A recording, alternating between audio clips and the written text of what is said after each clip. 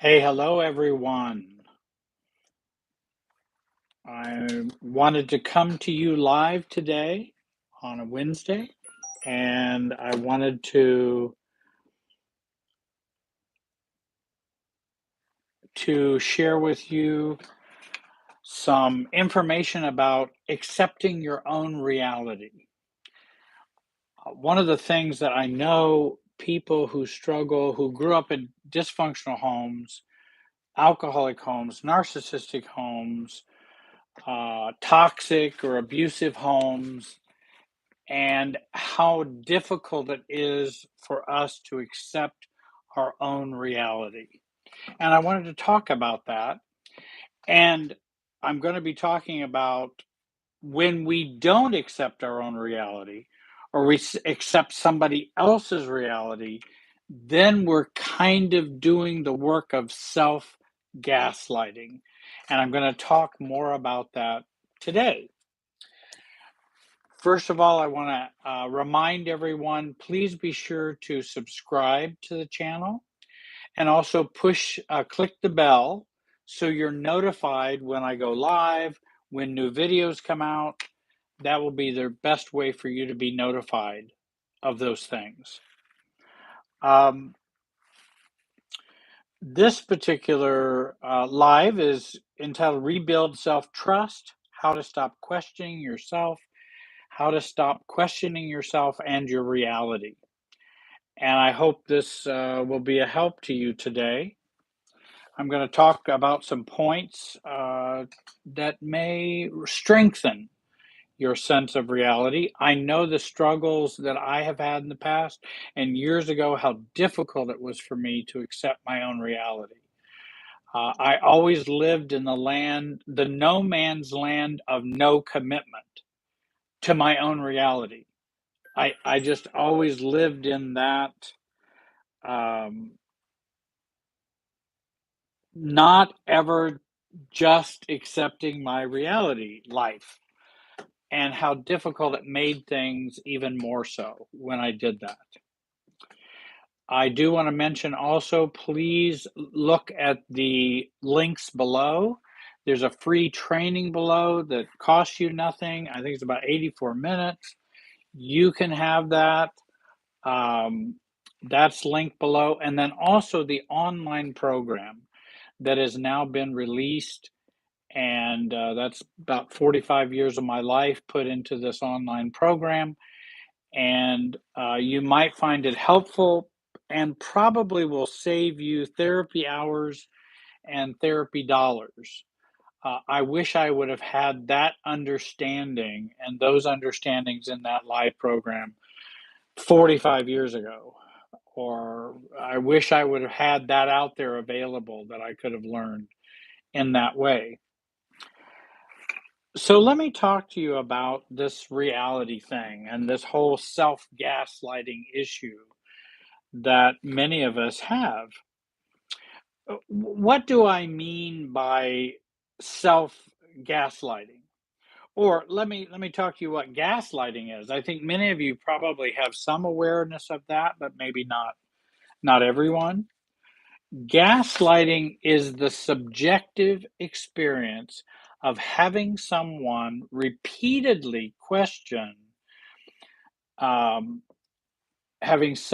repeatedly questioning your reality. That's gaslighting. In other words, someone's always saying, no, that's not the way it was. No, I didn't do that. No, you don't remember that right. No, that's not what was going on. No, I didn't mean that. We get a lot of gaslighting in our lives, a lot more than you may even realize.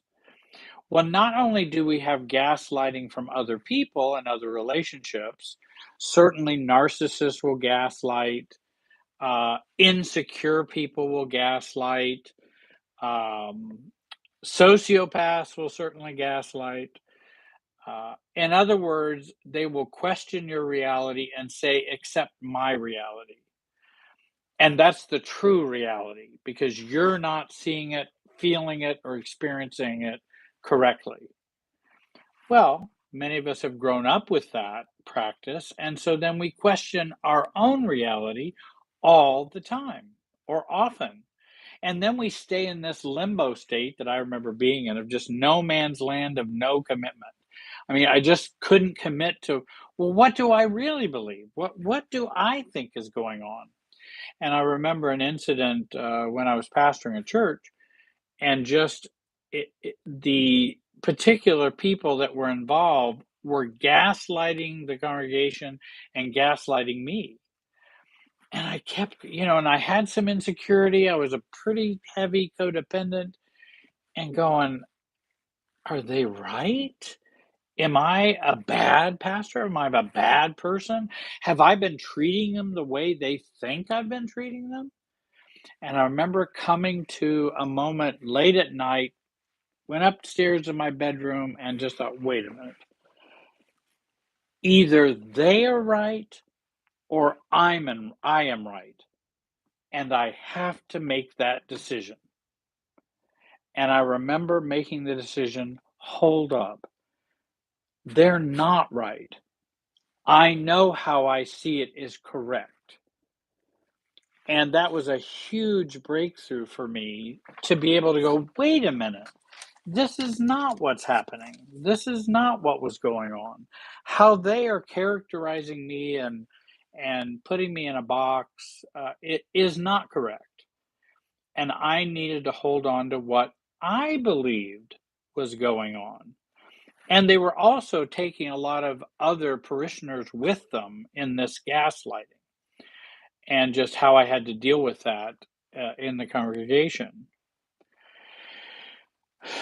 So, if that's gaslighting, then what's self gaslighting? And self gaslighting is kind of equivalent to denial, but it's learned programming from our growing up in our family of origin. And where we might say, I am worthless. Do you know that self gaslighting? I am ugly. I am stupid. Um, my family will never accept the true me. I will always then have to feel empty, lonely, and unloved. Those are negative thoughts, and we do hear a lot about negative thoughts. But I wanted to put it into the context of a self gaslighting process. And yeah, Angry Peach talks about, and I think I am trash. But that's other gaslighting and self gaslighting. And I don't want to gaslight myself. I am not trash. I am not stupid. If my family doesn't accept me, it doesn't mean I will always feel lonely, empty, and unloved. That is not true. That's not reality. Um, or we can gaslight ourselves this way about dysfunctional families, even pretty toxic families. I know my family loves me, but they've never shown it. What what do you mean by that? If you know your family loves you and they never show it, how do you know they love you? Are you gaslighting yourself about the capacity your family has to love or not love? And many people I've worked with have had to look at, I don't think my family even really knew what love was, and they could not show that. It's just I've always thought, since we have the same DNA and society always teaches your parents always love you no matter what, your family always loves you no matter what, family is everything no matter what, then society kind of gaslights us in that way. Not all parents are loving. Um, and not all parents are caring. Not all families can be loving or accepting of others. I'm not saying they should be shamed, blamed, ridiculed, etc. What I'm saying is we want to come to the reality of that. And I think, again, my family had a limited capacity to express that. I didn't say they were all evil. I'm just saying they had a real limited capacity. And so did I. Another gaslight, when my mother criticizes me all the time, she's just doing it for my benefit. Hey, hold on. How is hypercriticism and constant criticism done for your benefit? I, I'm not sure I understand that. Are you doing some self gaslighting? That belief is untrue. That is not reality.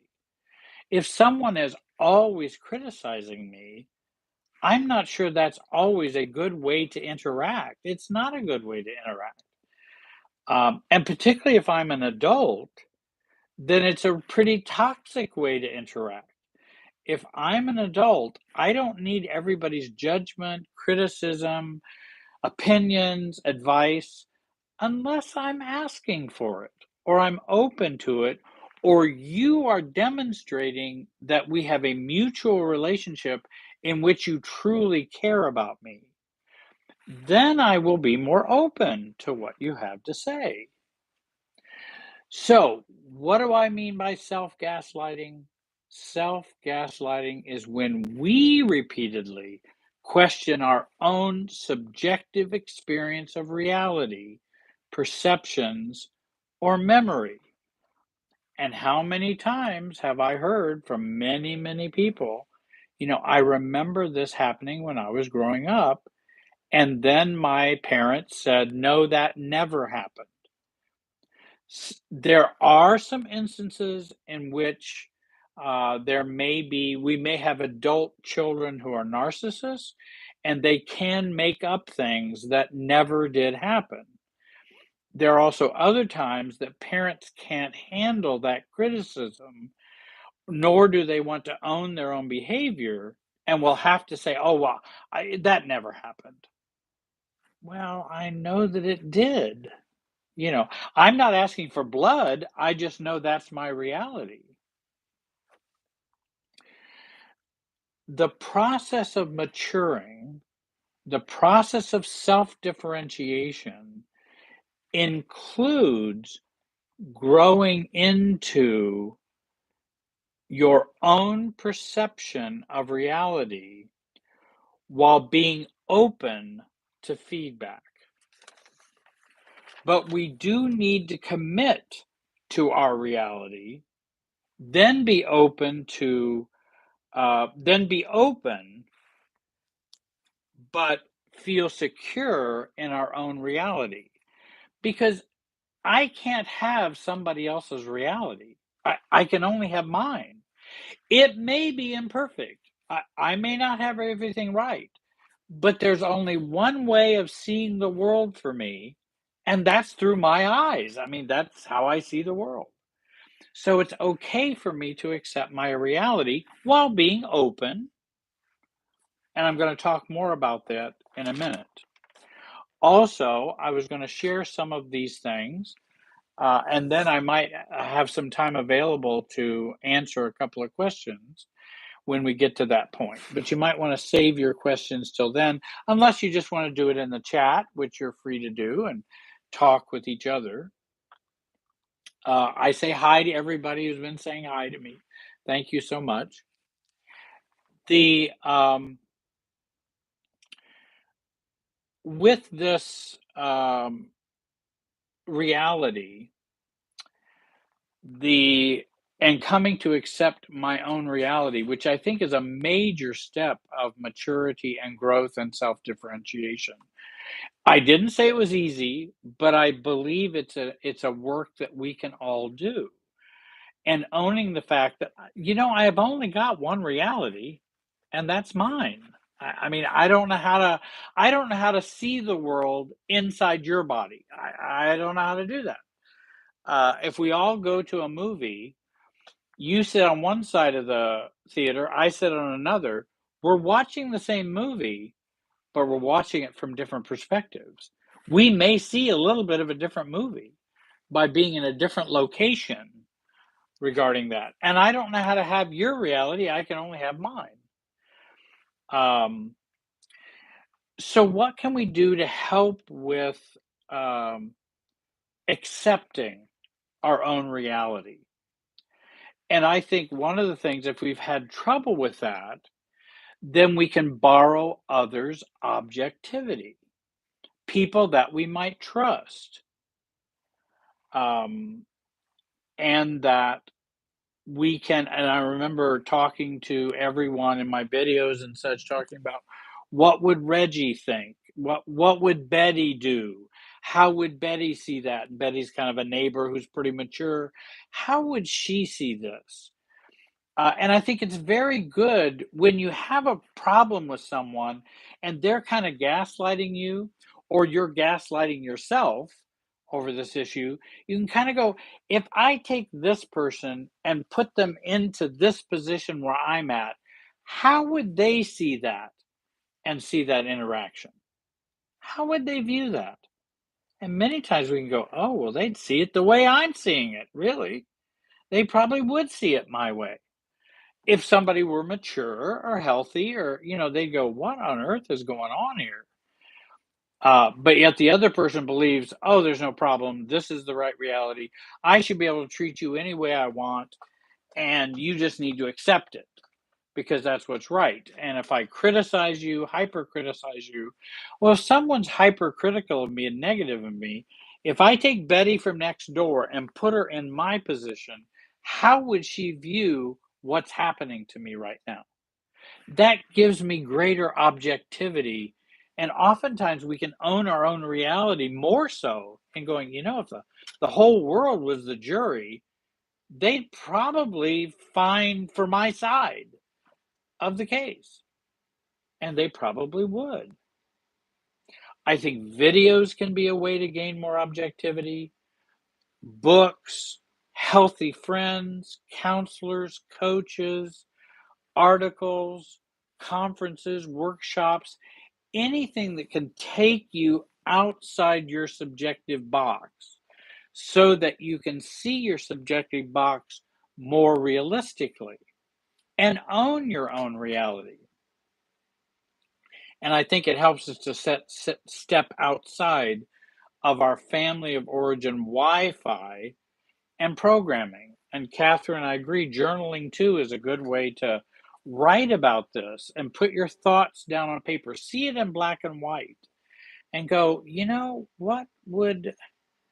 how would they feel? I know another example I've given to people when they go, okay, when I grew up, my parents treated me this way. I didn't like it, but it seemed normal.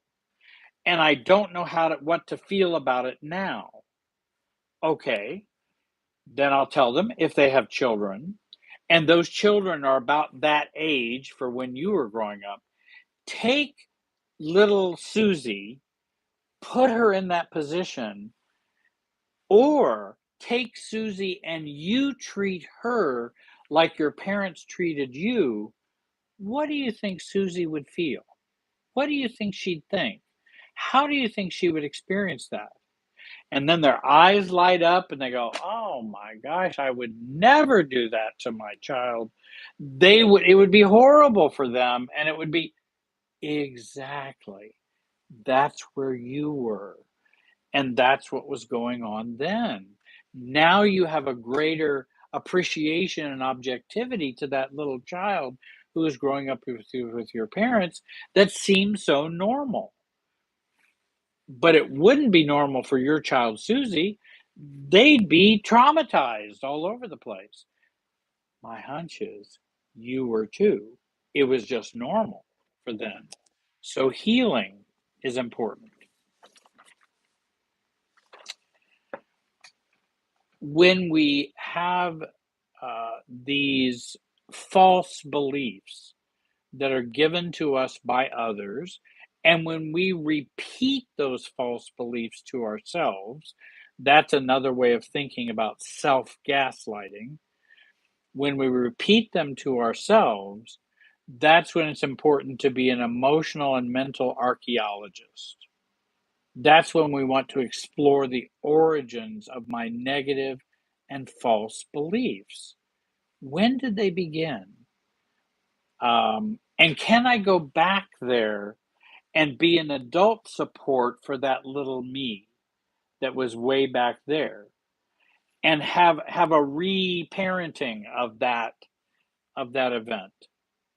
And again, we do tend to internalize and repeat from the Wi-Fi connection we have with our family of origin a lot of negative notions, unhealthy notions, toxic beliefs, and it will be healing for us to go back and explore those things and come to a more adult understanding of this reality. I also think that there are many videos, books, and articles, therapy and coaching that help you reveal your own self gaslighting.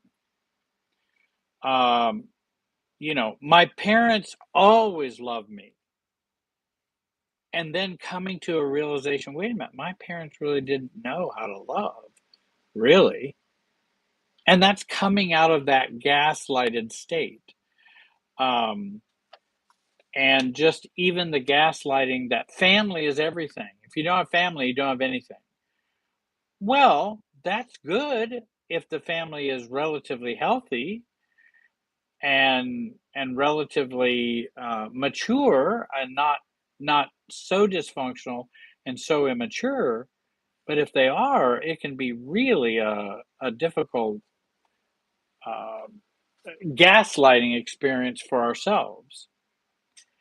Um, and I agree with you. Oh, I like the book. When I say no, I feel guilty. That is an excellent book. It is a superb book, and I think it was Emmanuel Smith. I think who wrote that. That was a big healing book for me. I would recommend that to you. I also recommend some other books that might help you with your perspective and your reality. John Bradshaw books, I think, are really good in that regard. I found them very helpful. Uh, the Friel book, Friel, and I can't remember their first name. What is Normal by John, might be John Friel. Uh, the ACOA books, Adult Children of Alcoholic books, that talk about how our perspective has been bent, and then the narcissism, trauma. Oh, what? Oh, shoot. Adult Children of Alcohol, or Adult Children of Narcissists. There's some good books for that perspective of the narcissistic perspective, which is not a good way to view yourself. There's a lot of training that goes on in dysfunctional families that we internalize and are programmed to continue to repeat even after our emotionally immature parents. Great book. Even after we get older and we now have more of, we can do with our lives what we want to do, and that I don't have to continue those beliefs. Let me get back to my last point here that I think is important, that the in terms of reality, and I mentioned early on with the story that, hey, either they are right or I am right. We can't both be right. And a lot of times we will go back and forth trying to decide, am I right? Are they right? And we'll have a lot of self-doubt, a lot of guilt, maybe some shame. Um, I think it's very important, and even in the online program that I have available now that you can click on and take a look at, I talk about choosing your reality, owning your own reality, and how important that is, and ways to look for non-reality. And you can choose and own your own reality, and then you make adjustments. So own your own reality, make adjustments with additional or new information that you might get. But it's important to just own your own reality. Think about a situation in which you were interacting with a friend, family member, spouse, whatever, and you had some self doubt and self. What if you owned how you saw it? Now, does that mean I'm a perfectly objective person at all times? Of course I'm not. Nobody is. But I don't have to be to own my own reality. Because whatever reality I see and perceive, I'm going to have to deal with, and so will you. Because I can't do anybody else's reality. I can only do mine. And so I want to own my own reality. So as I go back and think about that instance with the friend or the family member where we they had seen it in their way, I saw it in my way, but I was questioning my way. They were very sure about their way. That wait a minute, well, no, this is really how I saw it. I still see it that way. And even if they gaslight me and say, "Well, I never thought of hurting you when I said that." Yeah, but why are you telling our friend that you think I'm just kind of a weak person who, really doesn't know themselves and that bothers you sometimes? Why would you tell that other person that? You can tell me that if you'd like, but why are you telling someone else? That doesn't feel good, and I don't think that's a healthy way to triangulate. I don't think it's a healthy way to relate. "Oh, you're just oversensitive. Oh, you're just." No, this is my reality. I still believe that's true. I do not believe I'm oversensitive. I think your behavior was inappropriate. It's not going to cause the Earth to fly out of orbit in this galaxy. I understand it's not totally catastrophic, but that still doesn't make it right. And that I still hold to. I don't believe that was a right thing to do. And you can tell me all day what you thought your motives were, but from the content of what you told our friend, that was, I don't know how any other way to perceive it. I mean, it just wasn't a kind thing to say. And so, you know, that's, I'm going to stick to my reality and how I perceive it. So choosing self and choosing your reality and perspective are very closely related. So becoming a true self, and again in the online program, it really is about um, you becoming your new road to self. And a part of being yourself is to choose your reality. Now, does that mean I cannot have, and I think you're right, Amber. I like your comment, and that's just what I was going to say. We need to check our perceptions for magical thinking, superstition, biases, poor assumptions, and I agree with all that. I'm not. I we are imperfect human beings, but that I want to still own the reality that I have. And out of that reality, I can check for ways in which I might have some distortion. But for somebody to say, "Oh, I can say that to a friend of mine about you, uh, and I didn't mean any harm." Well, now wait a minute.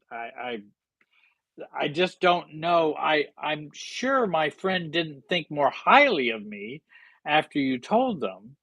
And I'm not even sure why you're telling them when you haven't even told me. So I don't know that I can just go, "Oh, well, you were just having a nice conversation with her and you were not being passive aggressive." I mean, I just, wait a minute. This is still my reality. I don't have to hate you for it, but until I know otherwise, that's kind of how I perceive things. And I've told people that before too. Until I know otherwise, until I have other facts, this is where I'm landing, and this is where I'm at. And, if you've got new information, that's fine. Oh, well, I never did that, Jerry. Well, I'm not sure that's new facts because I have evidence that you did. You can say you didn't all day long. I mean, you're free to say that, but that's not going to change my perception at this point because I know that was done. If I find out it wasn't done or you didn't do that, I'll be happy to come back and apologize to you. Be happy to do that. Out of my confidence, I can come back and apologize to you. But until that happens, this is the subjective reality that and perception that I have about what went on. And so I think choosing yourself and choosing your reality while being open is the most mature state to be in. Choosing no reality, only letting others always define your reality, that's a pseudo self. That's when we're operating as a pseudo self. And that out of that pseudo self, we then are just accepting everyone else's perceptions of reality. And I have to have my own. This is my own. Good, bad, I can say, I like this politician or I like that politician. But I can say, but I don't know everything about the politician. I don't know everything about what's going on. But this is kind of my perception at this point until I learn other things. And I'm open to doing that. But deal with me with my reality. That's dealing with the true me.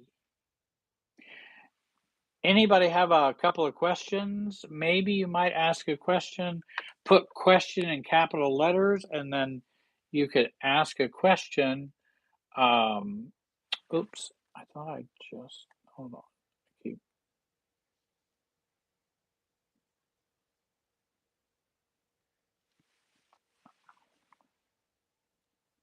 what if the someone reality making your reality totally, totally, totally annoying? I'm not sure I know how you might want to restate that question. I'm not sure. Um, the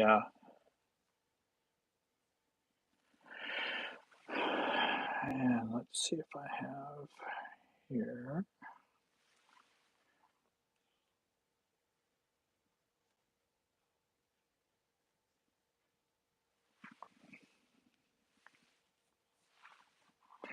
Well, going, Jerry, any advice for going no contact with the family? Um, Own your own reality, use that reality and the perspective that you have while remaining open to decide if you choose to go no contact with them.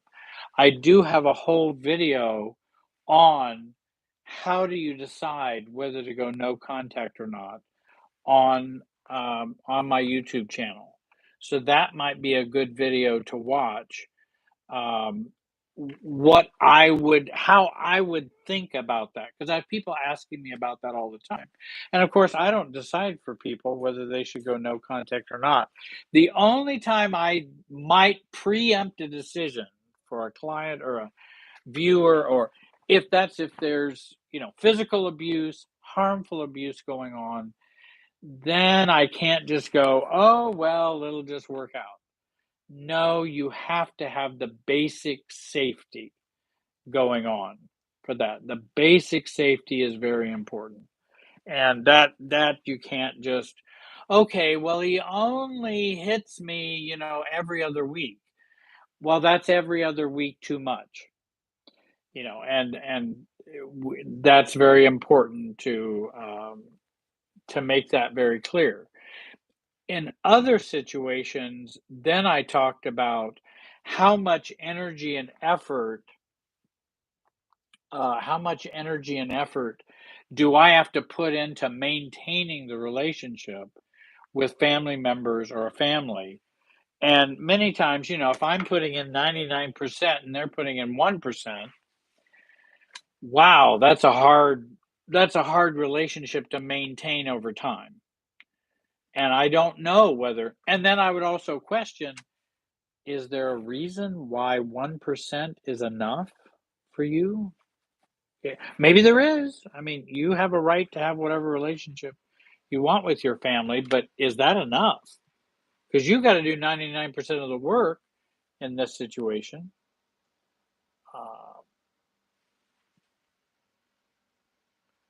what if someone's reality they're not facing, so they're making your reality hard to live? What do you do? I think that happens often. I think that happens often where someone else's reality can make it very difficult for me. What I usually attempt to do, depending on the situation, and I'm talking in generic general terms. So I don't know what the actual situation is with all the details, but I do try to think about, hey, I need to define and share what my reality is, and that I don't share the same reality you have. You're making it more difficult for me to function with you when now I need to rethink how I do this relationship. That's when boundaries come in, internal boundaries, external boundaries. Um, I need to care less about your toxic reality. I need to care less about it. And I need to protect myself against your toxic reality or your distorted reality. That's not mine. And I have to say that um, I'm just going to be working out of my perspective. And I tell people, let's say someone comes to me. I don't tell anybody they have to do this, they have to do that. That you have to learn to be an adult in the self, and I want to support that. But let's say somebody comes to me and goes, Jerry, I am so depressed, I can't get out of bed and can't go to work. Okay, would you like to consider some treatment for that or specific depression treatment? No, I want to work on my family of origin issues. Okay, we can do that. But now you have my perception and my perspective that I do think you are experiencing major depression. And so, um, and by the way, Angry Peach, I'm not a fan of medication. I am not a discounter of medication. I believe medication has helped many people. Medication is not for everyone. So it just depends on the situation and the person. I have worked in a psychiatric practice, and there was an awful lot of good care that was given to people with the help of medication. But I'm neither a fan nor not a fan. I just like to try to look at the science.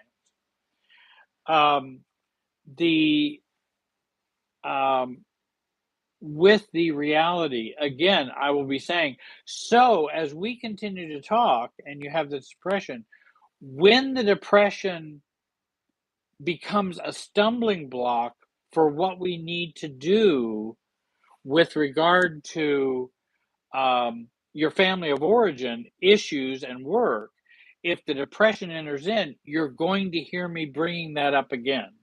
I just want you to know that because that's my perspective. If you want to go see somebody else who doesn't believe in depression, go and see them. But I can't stop believing what I'm not making you do anything. I'm just saying I can't just act like this is a non-issue.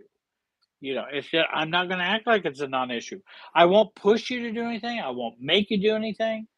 But I just believe it's probably going to interfere with some of the work that we do, and that's my concern. And I'm sharing that concern with you openly. Um, and that for and again, some people have had medication issues. I've actually been very, very helped by medication. So that's it, it's just I know it's a hot button for a lot of people. And again, I don't push pills. I don't not push pills. I look at whatever the situation would make things better. Sometimes medication makes therapy or coaching much more effective. Um, the so accepting your own reality is something that's a very big part of growing up. Um,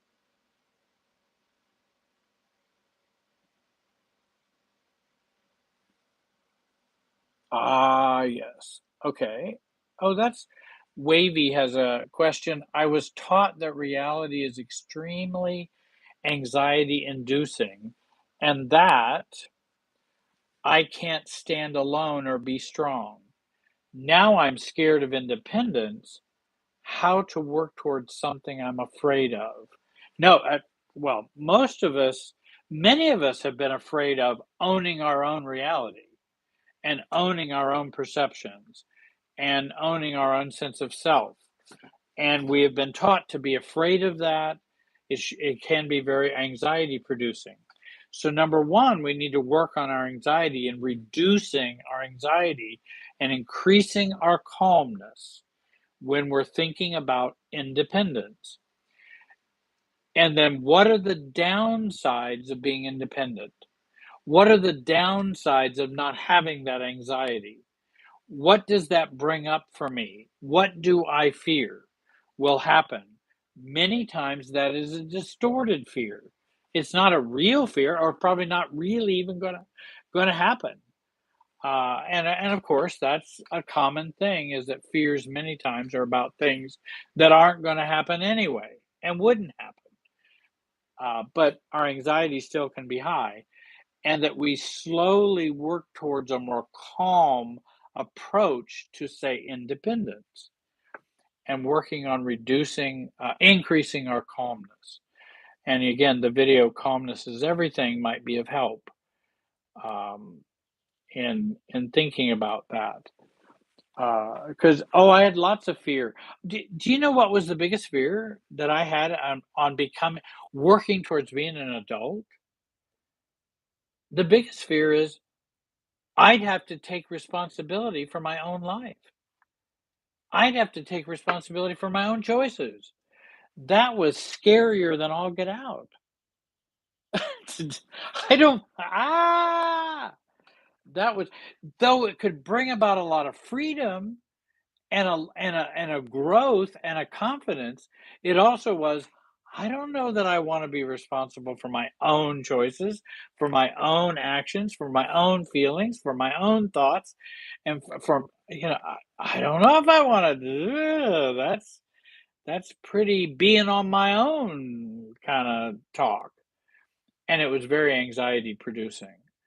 And slowly working to move into that space working in to move into that space where I can accept these are my choices. This is what I want. I can own my own mistakes. I can own my own feelings. Uh, I can own my own thoughts, opinions, reality. If I own my own reality, gosh, I wonder what other people would do if I owned my own reality. Well, I'm going to have to start worrying less about what other people believe or think, because if they're going to be judgmental or guilt producing or guilting, they're probably already doing that.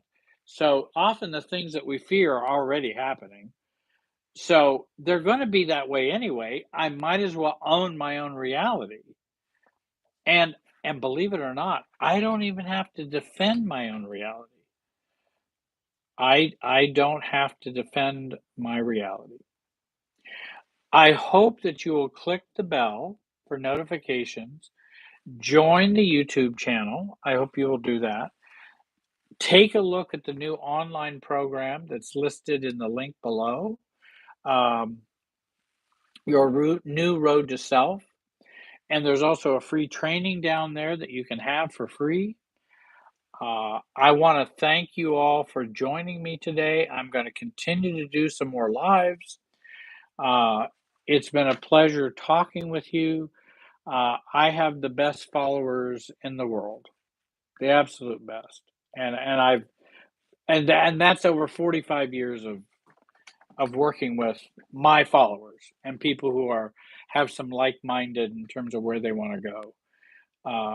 I want to thank you all. I hope you have a great day and be wise.